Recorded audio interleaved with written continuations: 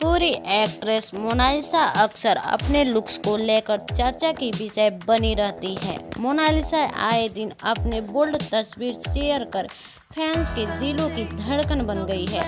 देश भर में दिवाली मनाया जा रहा है, ऐसे में मोनालिसा ने अपने फैंस के साथ अपना दिवाली लुक्स शेयर की हुई तस्वीरें में उनका लुक बंगाली बॉडी के स्टाइल देखने को मिल रहा है।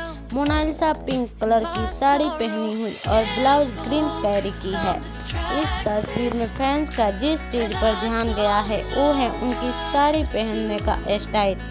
मोनालिसा बंगाली स्टाइल में साड़ी पहनी हुई है। उनका अंदाज और स्टाइल सब कुछ जादूताना सा नजर आ रहा है। Minimal makeup, pink lipstick, green मांग टीका और नेकलेस मोनालिसा के लुक्स को और ज्यादा बेहतर बना दिया है। मोनालिसा अपनी एक्टिंग के दम पर भोजपुरी सिनेमा में अपनी बड़ी पहचान बना रही है।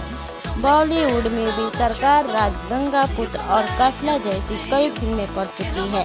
तो गाइस, हमारा वीडियो कैसा लगा? अच्छा लगा तो लाइक कमेंट शेयर जरूर कीजिए और